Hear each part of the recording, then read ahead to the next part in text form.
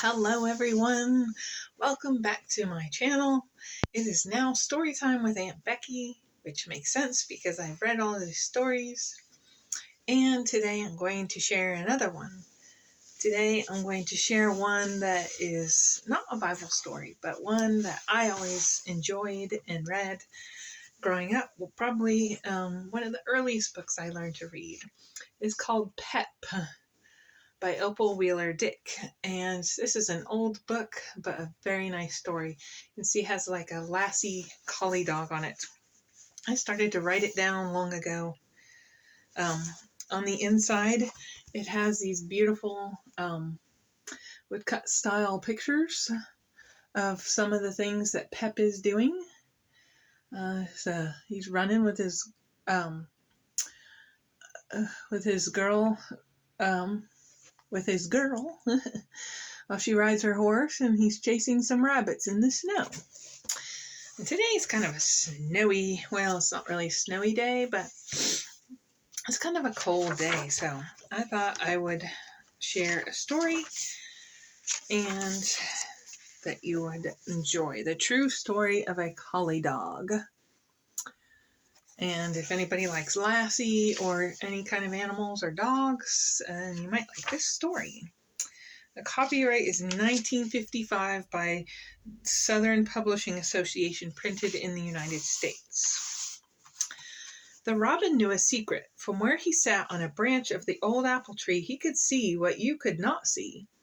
He could see right down into the baby carriage which the lady was pushing. It was a warm spring day. The robin liked the sunshine. He liked the blossoms on the apple tree. He liked what he saw in the baby carriage. He was proud of his own new baby snug in their nest nearby. He was proud of their mother who watched over them. He liked the springtime and he was happy, so he sang. And here's the robin. You don't see too many old baby carriages like that, so this is an older book. Just then Mother Wheeler came by. "Good morning, Dot," she said. "I have not seen you for a long time. I did not know you had a baby." The lady laughed. "You didn't?" she asked. "Well, you must see my baby. We think he is pretty sweet. We think a lot of him, but you may be surprised when you see him." Mother smiled as she looked down into the carriage. Right next to a loaf of bread and a bottle of milk, on a woolly blue baby blanket, lay something all soft and cuddly and fast asleep. This is a baby buggy, so they're thinking it's going to be a baby. What do you think it's going to be? "Oh, how sweet. I have been wanting a little fellow like that for a long time. Where did you get him?" Mother Wheeler asked the lady. "Oh, he is ours. We raised him. Would you like to have him? We have others, you know." "If you will take good care of him, I will give him to you." Just then the little something that was all soft and cuddly and fast asleep opened one eye and then another. He licked out a little pink tongue and yawned a big yawn. Then he stretched his short back legs and sat up. Sounds like a real baby, huh? Surprise! It's the baby puppy. Mother Wheeler could hardly believe it. "Do you really mean that I may have him?" she asked. "Of course," the lady smiled. "I know you will be good to him. If you want to, you may take him right now." Mother Wheeler lifted him into her arms. He was a friendly little fellow and wiggled with joy. "Thank you," Mother Wheeler said. "I love collie puppies." The robin had finished his song. The secret was out. He flew away to find his mate and sing to her. Here's Mother Wheeler with the little baby puppy. He's got his tongue licking out toward her. And the robin's flying away. Mother Wheeler carried the puppy to the car and put him on the seat beside her. "There now, puppy, you are going to have a car ride. Soon you will be in your new home. I hope you like it." She started the car and they hurried home to the farm. "Father will like this little puppy," she said to herself. "He is so fat and soft and furry. He is just the color of cream and milk, all yellow and white." She drove the car into the farmyard and stopped it. "Here we are, puppy. Let's go see if we can find Father." He's home with her. It's an old style car there, too. The puppy liked Father Wheeler right away. He rolled over and barked and wagged his tail to let Father know how glad he was to be there. And Father Wheeler liked the puppy too. "I am so glad you got him, Mother. Now that all the children are gone, it gets pretty lonesome around here. He will cheer us up. Have you named him yet? He is so full of life that I think we ought to call him Pep." "That's a fine name," Mother laughed. "It just fits him. Here, Pep. Here, Pep." They're playing with the puppy.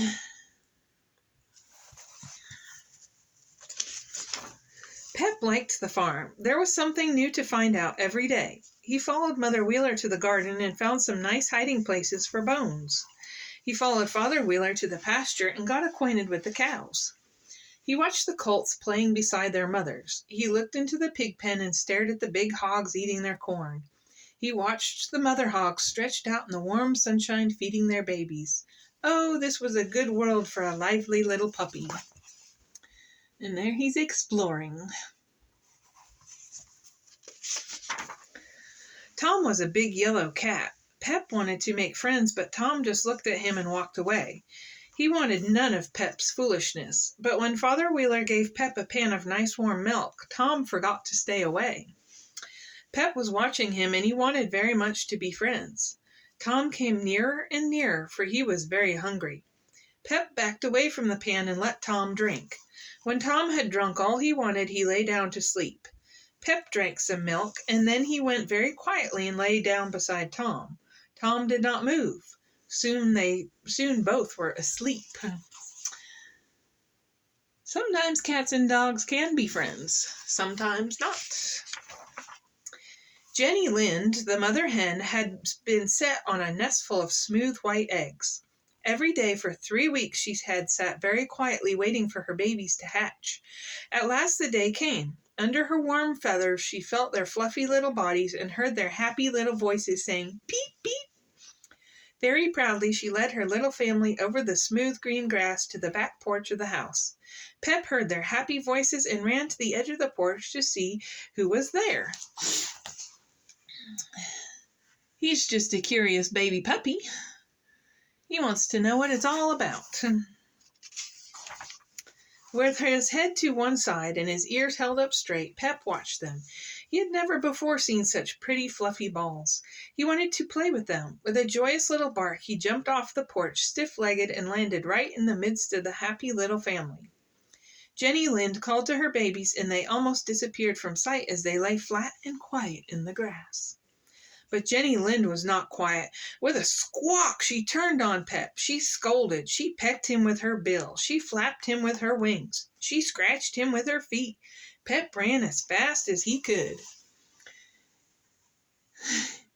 He doesn't like that. Neither does the mother. It's a good thing her babies obeyed her. Jenny Lind followed him, pecking and flapping and scratching. She seemed to be saying, "Run, you puppy, you must not hurt my babies. I will teach you to leave them alone." And Pep ran. He ran as fast as he could and hid under the porch.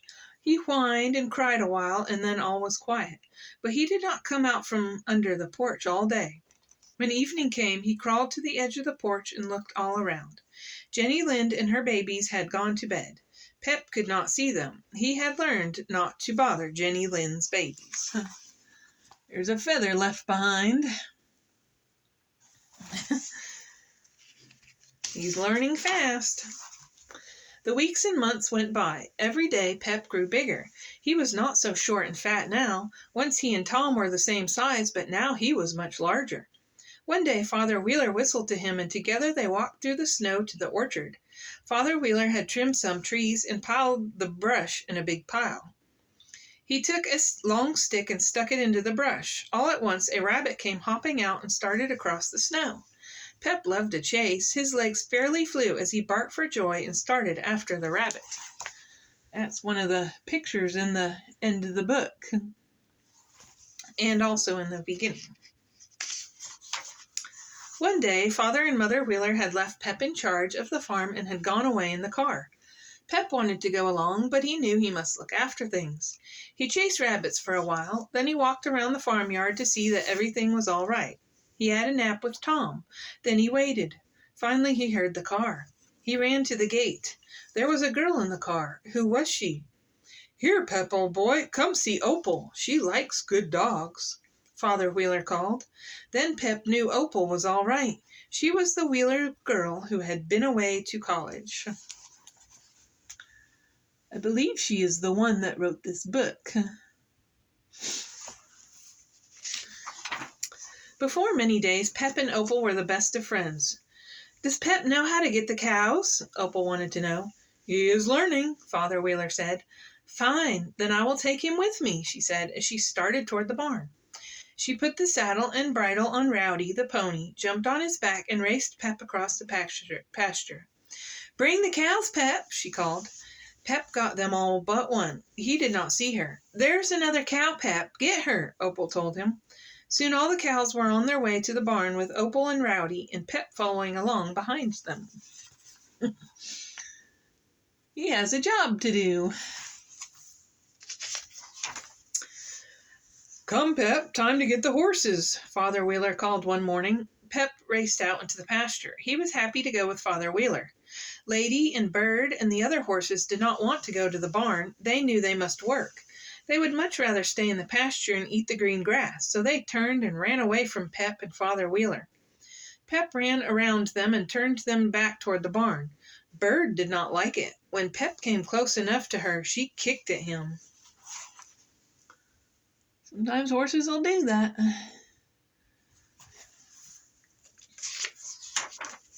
Pep tried to get out of the way, but Bird's foot struck him on the right front leg. Poor Pep! He howled with pain and hobbled slowly to the barn on 3 legs. Father Wheeler drove the horses into the barn and fastened the door. Then he turned to Pep. "Here, old boy, let me see how badly you are hurt," he said. Pep was now lying in the shade. He lifted his head and whined softly. He seemed to be saying, "Can't you do something to help me?" "I'm afraid your leg is broken," Father Wheeler said. "I'll go get Opal." There he is, curled up under the tree.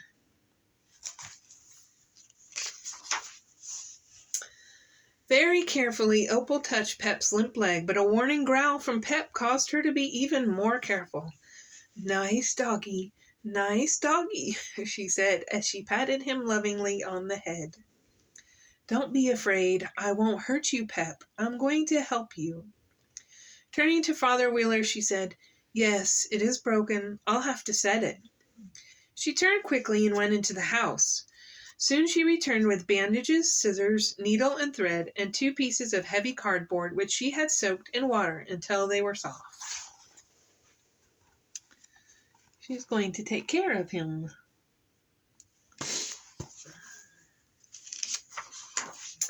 Opal kept talking to him softly as she worked. "Nice doggy, good doggy. That's right, Pep, old boy. I won't hurt you any more than I have to.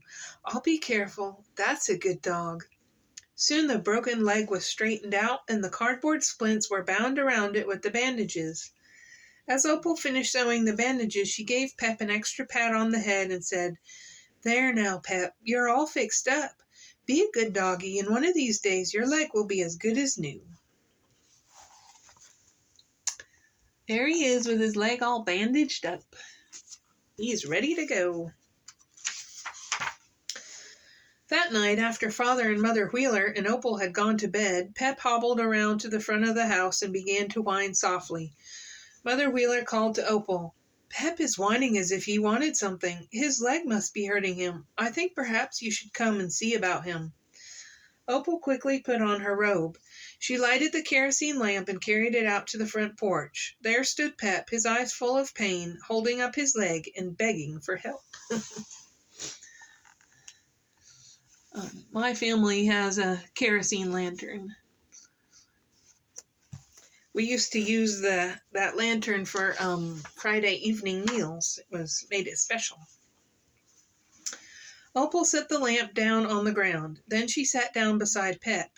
He crawled into her lap and laid his head against her shoulder, holding his leg carefully so as not to hurt it.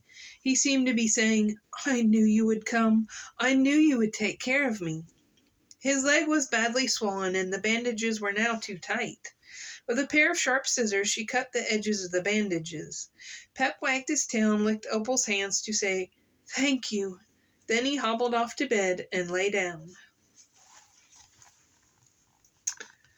He's looking at her with such trusting eyes, as he knew she would help him again.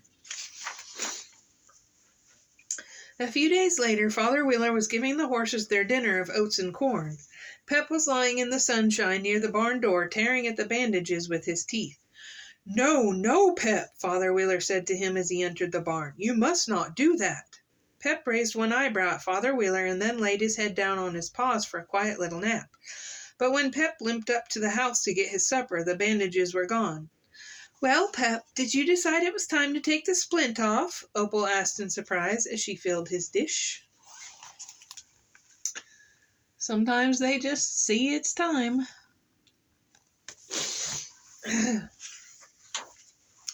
At first, Pep could not stand on his hurt leg, but every day he was able to use it a little better.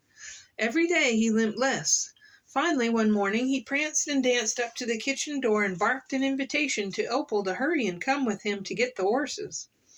They raced to the barn to get Rowdy, and soon the three of them, Rowdy and Pep and Opal, were dashing across the green pasture, but Pep led the race. "Oh, Pep, it's wonderful," Opal called to him. "It seems almost too good to be true that you are well again." There's that other picture from the front of the book in the end. The summer days went by and September came. September meant school, and school for Opal this year meant going a long, long way from home, for Opal had just married a school teacher, and he was to teach a little school away up in the mountains of Montana. The trunks had all been packed and sent. Their car stood in front of the house. All the goodbyes had been said, but Opal stayed a little longer. Reaching down, she patted Pep on the head. "Goodbye, Pep, old pal," she said. "Be a good dog. I'll see you again one of these days." She's leaving him behind. "Come, Pep," Father Wheeler called one day. "Betty is not with the other cows. I think we'd better go see about her." Pep was happy. He loved to go on a long hunt with Father Wheeler. There were always so many interesting things to find. First, he poked his nose into a clump of grass and scared out a rabbit, but the rabbit was too quick for him. He soon gave up the chase and came back to look for something new, and he found it. "Oh, Pep, why did you have to do that?" Father Wheeler scolded. "What do you think he found, huh? What do you think he found?" Father Wheeler has his nose pinched, and Pep is rubbing his eyes. What are my fingers covering?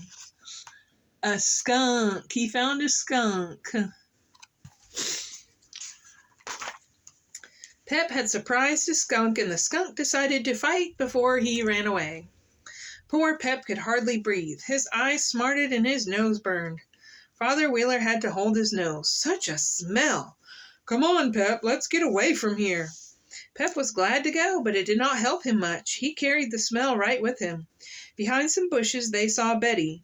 "Oh, ho," said Father Wheeler. "I do believe Betty has a baby calf." There beside his mother stood a wobbly little red calf. She had a baby.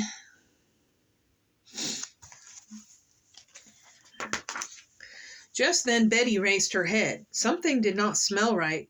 Then she saw Pep. Betty did not like dogs at any time. Now that she had a new baby, she liked dogs even less. Besides, Pep now had a terrible smell. Betty lowered her head and mooed. "Don't come a step nearer," she seemed to say. Pep's eyes still hurt, and he could hardly see.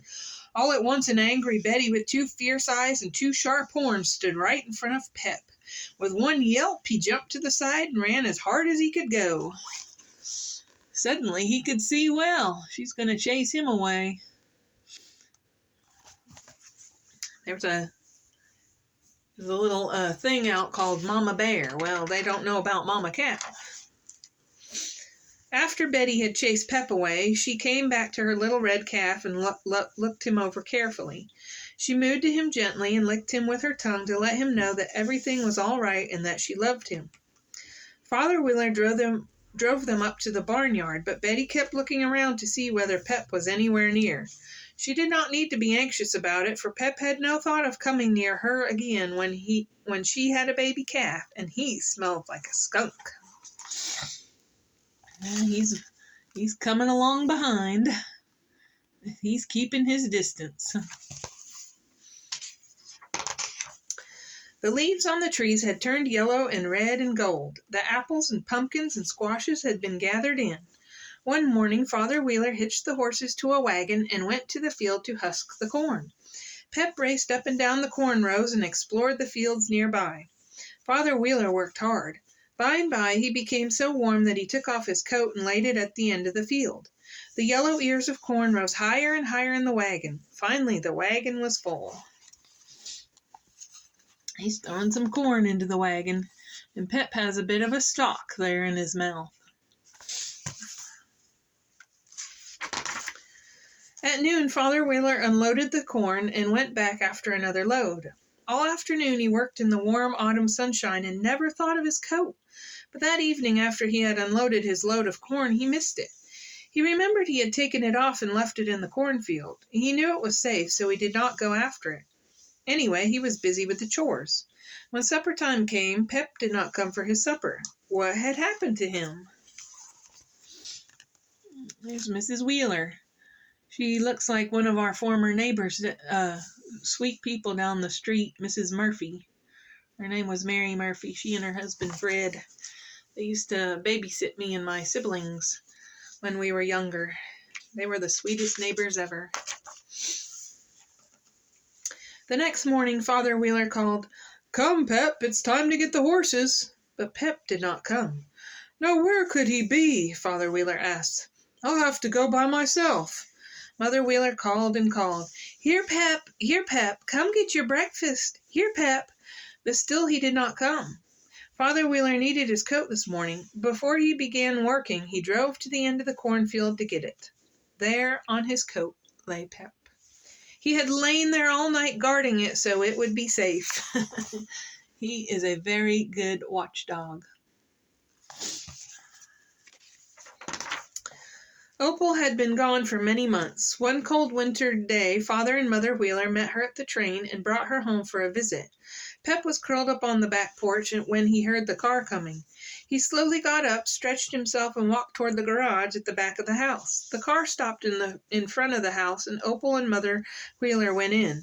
Pep did not know that Opal was home. He barked a welcome to Father Wheeler. Then he sniffed the car. They can smell their people, their owners, and everybody that's connected with them. Opal had been ill. Mother Wheeler took her into the living room and had her lie down on the couch. "I'll stir up the fire," she said. Father Wheeler came in just then. "Here, let me do it," he said. "It seems good to have our girl home again, doesn't it, Mother?" "It certainly does," Mother Wheeler smiled. "And it seems good to be home, too," Opal told them. "Oh, look!"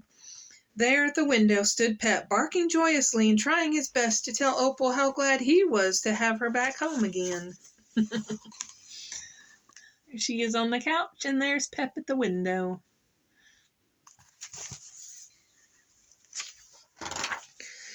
Pep never came into the house. He lived on the back porch and out of doors. But when Father Wheeler opened the door and called to him, "Pep, come on in and see Opal," he dashed through the door and rushed over to Opal. He seemed to know that something was wrong and that Opal was not able to romp with him as she once did.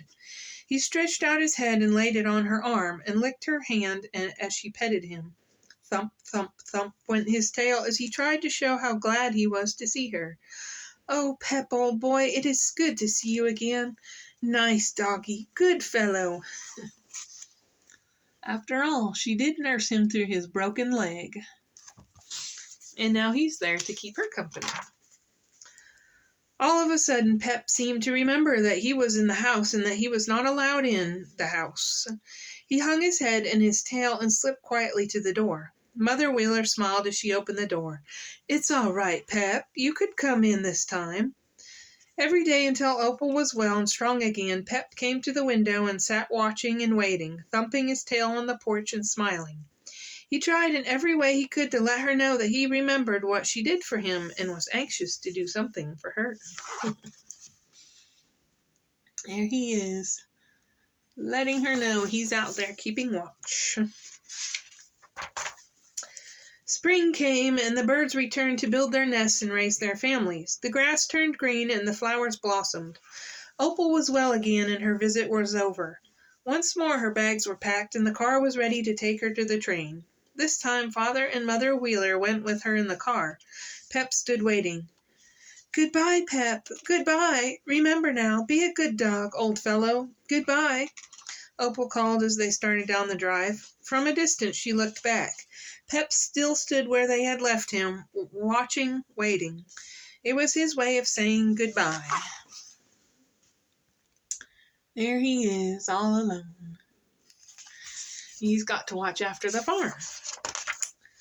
That was a bit of a longer book.